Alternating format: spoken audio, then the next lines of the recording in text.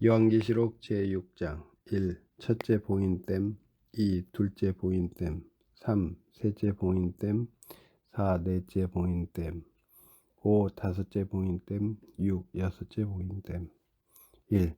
첫째 봉인됨 1절 어린 양께서 7 봉인 가운데 하나를 떼실 때 내가 그것을 보았고 네 생물 가운데 하나가 천둥 같은 소리로 오너라 하고 말하는 것을 들었다. 네, 생물들은 천사이고요. 넷이 있는데 첫째 생물은 사자 같고 사자는 용맹의 상징이며 둘째 생물은 송아지 같고 희생과 봉사의 상징이고 셋째 생물은 얼굴이 사람 같고 지식 지혜의 상징이며 넷째 생물은 날아가는 독수리 같았습니다. 독수리는 신령한 세계와 심판을 상징합니다. 이같이 다양한 특성의 천사들이 있습니다. 2절 내가 보니 흰 말이 있었는데 그 위에 탄 자가 활을 가졌고 그에게 면류관이 주어졌으며 그가 나가서 이기고 또 이기려고 했다. 네, 흰 말은 영적 생명과 진리로 하는 복음 운동입니다. 흰 말을 탄 자는 예수님이고 활을 가졌다는 것은 말씀으로 싸우며 적중시키는 것이고 면류관은 영광이라는 뜻입니다. 이기고 또 이기려고 하는 것은 복음 운동에는 항상 승리만이 있다 하는 것을 말합니다. 성령을 선물로 받는 이 복음은 모든 믿는 자를 구원에 이르게 하고 복음에는 하나님의 의가 나타나서 믿음에서 믿음에 이르게 하며 그러므로 성도는 매번 새 힘을 얻을 것이니 독수리처럼 날개치며 올라갑니다. 2. 둘째 봉인됨 3절 둘째 봉인을 떼실 때에 둘째 생물이 말하기를 오너라 하였다. 그때 다른 붉은 말이 나왔는데 그 위에 탄 자에게 땅에서 평화를 제거하고 사람들로 서로 죽이게 하는 권세가 주어졌으며 또 큰 검이 주어졌다. 네. 붉은색은 죄악을 뜻하며 붉은 말은 복음을 적극 대항하는 마귀의 세력입니다.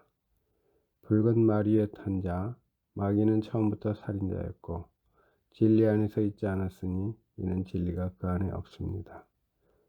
그가 거짓을 말할 때마다 자기 본성에서 말하는 것인데 마귀가 거짓말쟁이며 거짓의 아비입니다. 화평을 제하고 화계를 일삼는 마귀가 거대한 붉은 용과 같습니다. 서로 죽이게 하는 것은 바르게 믿으려고 하는 사람을 핍박, 박해하여 자신도 죽고 상대방도 죽게 하는 것을 뜻합니다.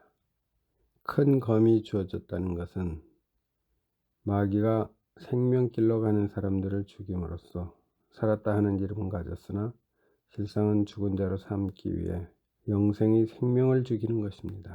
이는 마귀가 자기의 때가 얼마 남지 않은 것을 알고 큰 불을 품고 인간들에게 내려왔기 때문입니다. 3. 셋째 봉인됨 5절 셋째 봉인을 떼실 때 내가 들으니 셋째 생물이 오너라 하였다. 그때 내가 보니 검은 말이 있었는데 그 위에 탄 자가 손에 저울을 가지고 있었다. 그때 네 생물 중에 나는 음성 같은 것을 내가 들었는데 말하기를 한 데나리온의 밀 한 대여 한 데나리온의 보리 석 대이다. 또 올리브 기름과 포도주를 해하지 마라 하였다. 네, 검은 말은 영육 간의 기근을 말하는데요. 곳곳에 기근들과 지진들이 있을 것입니다. 또 양식이 없어 기근이 아니요 물이 없어 기갈이 아니라 여호와 하나님의 말씀을 들음에 대한 기근입니다. 손에 저울을 가지고 있는 것은 공평과 정의를 나타내기 위함으로 하나님은 사람의 행위를 저울에다 하시는 분이십니다. 한 데나리온은 로마 은하의 명칭이고 하루 일한 일당을 뜻하는데 너무 적은 품삯을 받음으로써 아무리 열심히 일해도 영생의 양식을 구하기가 힘들다 하는 말씀입니다. 우리가 살아도 주님을 위하여 살고 죽어도 주님을 위하여 죽으니 그러므로 사나 죽으나 우리가 주님의 것이므로 육신의 양식보다도 더 중요한 영생의 양식을 구해야 합니다. 이사야 55장 2절에 너희가 어찌하여 양식이 아닌 것을 위하여 돈을 지불하며 배부르게 못할 것을 위하여 수고하느냐. 열심히 내게서 들어라. 그리하면 너희가 좋은 것을 먹으며 너희 마음이 기름진 것으로 즐거울 것이다. 너희는 귀를 기울이고 내게 나와 들으라. 그리하면 너희 영혼이 살 것이다 했습니다. 올리브 기름은 영광과 진리로 만들어진 거듭난 우리들의 영혼을 말하는데요.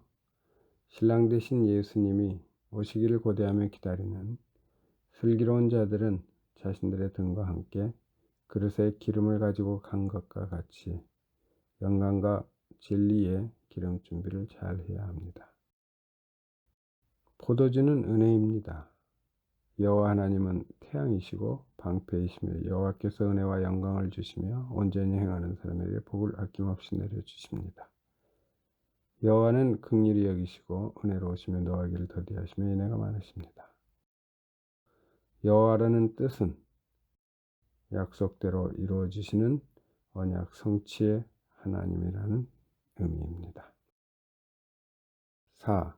넷째 봉인댐 7절. 넷째 봉인을 떼실 때에 내가 넷째 생물의 음성을 들으니 말하기를 오너라 하였다. 그때 내가 보니 청황색 말이 있었는데 그 위에 탄 자 이름은 사망이었으며 음부가 그를 따르고 있었다. 그들에게 검과 기근과 사망과 땅의 들짐승으로 땅의 4분의 1을 죽일 권세가 주어졌다. 네, 청황색 말은 순수하지 못하고 혼합된 정체를 말합니다. 천국과 세상, 하늘과 땅, 영과 육, 생명과 사망이 서로 섞여 있고 진리와 비진리가 함께 타협하는 것입니다.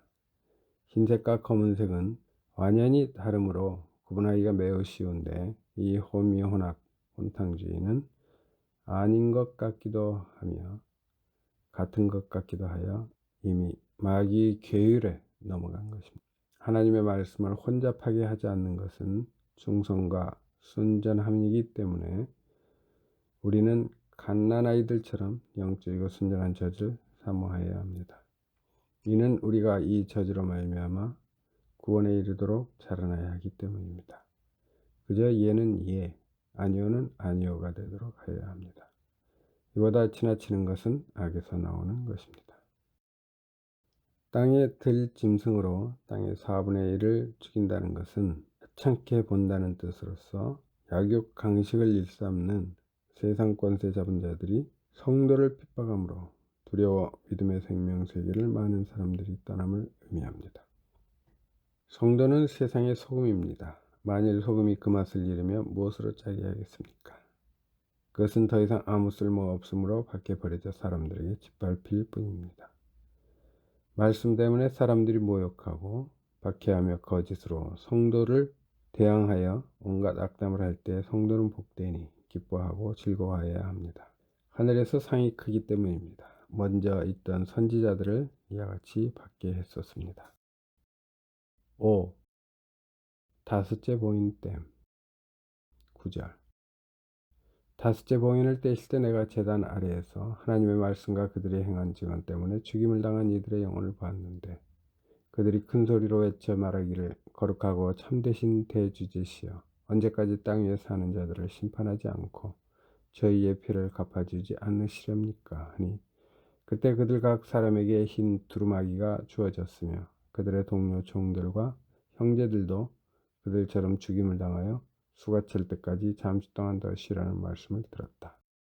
네, 죽임을 당한 이들은 순교자를 말하며 약속되어 있는 자들만 하나님의 말씀에 의해서 죽습니다. 주 안에서 죽는 자들이 복이 있어서 그들은 수고를 끝내고 안식할 것이니 그들의 행위가 그들을 따를 것이기 때문입니다. 흰 두루마기는 어린 양의 피에 자신들의 옷을 씻어 희게 한 옷을 말합니다. 그러므로 우리가 항상 예수님의 죽으심을 우리 몸에 지니고 다니는 것은 예수님의 생명이 또한 우리 몸에 나타나게 하려는 것이며 우리 산자들이 항상 예수님을 위하여 죽음에 넘겨지는 것은 예수님의 생명이 또한 우리 죽을 육체 안에 나타나게 하려는 것입니다. 하나님께서 이 예수님을 그분의 피를 믿음으로 말미암는 속죄 제물로 세우셨으니 예수님의 피가 우리를 모든 죄에서 깨끗하게 하십니다. 6. 여섯째 봉인댐 12절. 또 여섯째 봉인을 떼실 때 내가 보니 큰 지진이 일어나고 해가 머리털로 짠 배처럼 검게 되고 달 전체가 피같이 되며. 네, 해는 진리를 상징하는데 검게 되었다는 것은 암흑시대를 뜻하며 달은 진리를 비추는 교회와 같은 것인데, 이것이 사람들의 피같이 되었다는 것은 그 역할을 못하는 정도가 아니라 도리어 죽음으로 물들어 산 믿음의 생명력이 없다는 것입니다. 13절. 하늘의 별들은 무화과나무가 거센 바람에 흔들려 설익은 열매가 떨어지듯이 땅에 떨어지고. 네, 하늘의 별들은 깨달은 성도를 상징하는데, 땅에 떨어진다는 것은 진리를 버리고 탈선 배교한다는 것입니다. 14절. 하늘은 두루마기가 말리듯이 쓸려가며 모든 산과 섬들이 제자리에서 옮겨졌다. 네, 하늘이 쓸려가며 제자리에서 옮겨졌다는 뜻은 세상에 있는 모든 피조물들이 창조주이신 하나님을 위하여 자신들이 위치한 땅에서의 역할을 다하지 못한다는 의미입니다. 15절. 그리고 땅의 왕들과 귀족들과 장군들과 부자들과 강한 자들과 모든 종들과 모든 자유인들이 동굴들과 산들의 바위 틈에 숨어 산들과 바위들에게 말하기를, 우리 위에 떨어져 보좌에 앉으신 분의 얼굴과 어린 양의 진노로부터 우리를 숨겨라. 그분들의 진노의 큰 날이 이르렀으니 누가 능히 설 수 있겠느냐 라고 하였다. 네, 악인은 뒤쫓는 자가 없어도 도망하듯이 위와 같이 정상적으로 있던 모든 것들이 제 자리를 벗어나 탈선하는 것을 말합니다. 주께서 심판하러 다가올 것입니다. 복수라는 자와 간음하는 자와 거짓으로 맹세하는 자와 일꾼의 품삯을 속여 빼앗는 자와 과부와 과를 억압하고 나그네를 박대하는 자와 하나님을 경외하지 않는 자에게 즉시 나설 것입니다. 용광로같이 불타는 그날이 오면 모든 교만한 자들과 악을 저지른 자들을 지푸라기처럼 불에 태울 것이니 그들에게는 뿌리와 가지가 남지 않을 것입니다. 이 땅에서 견고한 것만 같은 세력을 가진 누구라도 지극히 높으신 하나님을 바르게 섬기지 못하고 우상들을 섬기면 받는 결과로서 진노가 너무도 커서 죽고 싶은데도 죽지도 못하는 큰 고통을 당합니다.